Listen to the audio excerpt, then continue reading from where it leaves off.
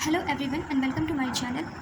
आज हम मैट्रिक्स के कुछ ऑपरेशंस और प्रॉपर्टीज़ के बारे में डिस्कस करने वाले हैं। एडिशन ऑफ मैट्रिक्स क्या होता है?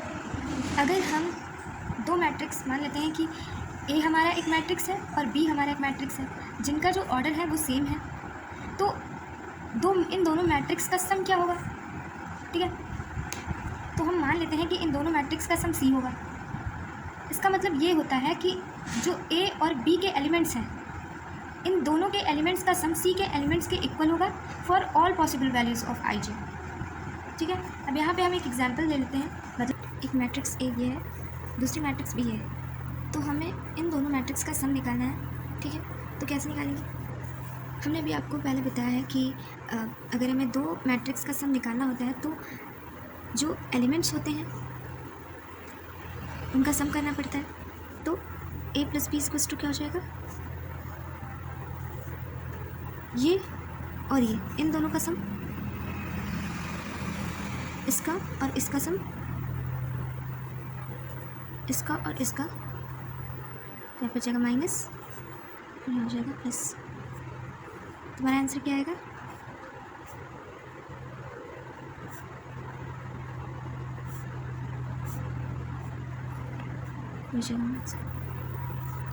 सिर्फ इतना करना है कि इनके एलिमेंट्स का सम करना है, सिर्फ इतना करना है कि बस इनके एलिमेंट्स का सम कर देना है, बस वही होता है और एडिशन ऑफ मैट्रिक्स।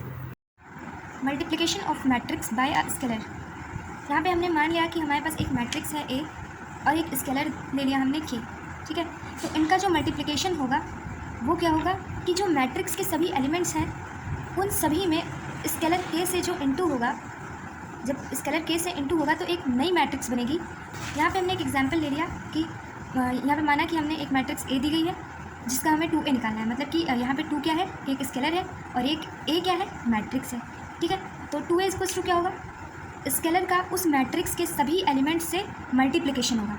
ठीक है, तो यहाँ पे 2 का मल्टीप्लिकेशन इससे हुआ, इससे हुआ, इससे हुआ, इससे हुआ, सारे एलिमेंट्स से जब हुआ तो ये एक नई मैट्रिक्स फॉर्म हुई। प्रॉपर्टीज़ ऑफ मैट्रिक्स क्या होता है? मतलब मैट्रिक्स कौन कौन सी प्रॉपर्टी शो करते हैं? कम्यूटेटिव लॉ को शो करते हैं। अगर हम मान लेते हैं कि हमारे पास दो मैट्रिक्स हैं, वो भी सेम ऑर्डर की, तो A plus B equals to B plus A होगा। ऐसे ही एसोसिएटिव लॉ को भी फॉलो करती हैं। अगर हमारे पास 3 मैट्रिक्स हैं और सबका ऑर्डर सेम है, ठीक है, तो ए प्लस बी मतलब दो मैट्रिक्स का सम प्लस तीसरी मैट्रिक्स का सम और equals to A plus bracket B plus C, ये भी फॉलो होगा। एसोसिएटिव लॉ भी फॉलो होगा। एग्जिस्टेंस ऑफ एडिटिव आइडेंटिटी भी फॉलो होगा। ठीक है, और the existence of additive inverse, ये भी फॉलो होगा।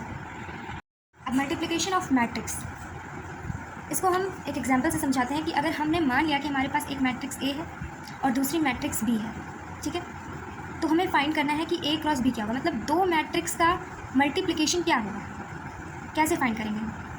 तो यहाँ पे क्या होगा कि हमको अगर मतलब अच्छे से समझना है तो यहाँ पे एक एरो लगा लेते हैं, जिससे हमें क्लियरली थोड़ा समझ में आ जाता है कि हमने कैसे क्या किया। ठीक है, तो हमने यहाँ पे हमें दो मैट्रिक्स का मल्टीप्लिकेशन करना है, तो हम पहले क्या करेंगे, जो ये एलिमेंट है इस एलिमेंट का मल्टीप्लाई इससे करेंगे, इस एलिमेंट से, मतलब A11 का मल्टीप्लिकेशन A11 से करेंगे, फिर हम प्लस लगाएंगे। ठीक है, फिर हम A12 का मल्टीप्लिकेशन A21 से करेंगे।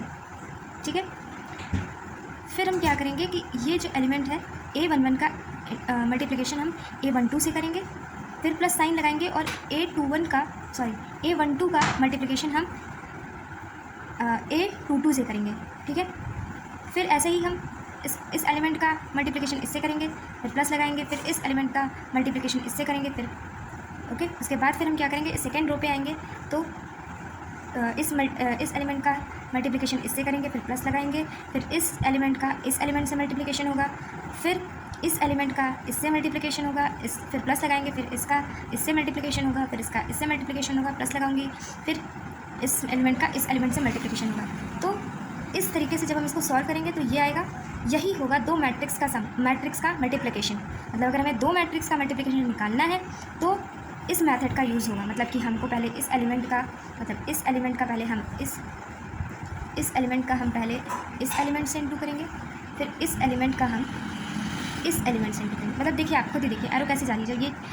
ये साइड जो है, ये साइड यहाँ पे मतलब इसका इससे इंटू होगा, और ये एरो 9 पे है तो ये एरो 7 पे है, मतलब ये वाली एरो, तो इसका इससे हो जाएगा और इन दोनों का हम प्लस कर लेंगे, तो पहला एलिमेंट हमारा मिल गया। ठीक है, ऐसे ही हम ये क्या करेंगे, अब हम ये वाली जो एरो मान लीजिए हमने यहाँ पे बना ली, फिर ये एरो हमने यहाँ बना ली। ठीक है, तो ये जो ये साइड है ये कहाँ पे है, इधर, तो मतलब 6 का 6 से इंटू होगा, और ये जो ये साइन है ये वाला ये किधर है, ये मतलब यहाँ पे 9 का 9 से इंटू होगा, और इन दोनों का सम हो जाएगा यहाँ पे। ठीक है, इस जगह पे हम बता रहे हैं आपको। और फिर यहाँ पे क्या होगा, ये जगह ये है, मतलब 6 का 0 से इंटू होगा, और ये मतलब 9 का 8 से इंटू होगा, और इन दोनों का सम हो जाएगा। इस ट्रिक से अगर आप करेंगे तो आप मतलब ईजिली कर पाएंगे, वरना फिर आप कंफ्यूज हो जाएंगे। मैंने देखा है बहुत लोग कंफ्यूज होते हैं इस जगह पर। तो आप इस ट्रिक से जब आप करेंगे, जब एरो बना के आप करेंगे तो आपको आराम से हो जाएगा, मतलब आपको आसानी होगी।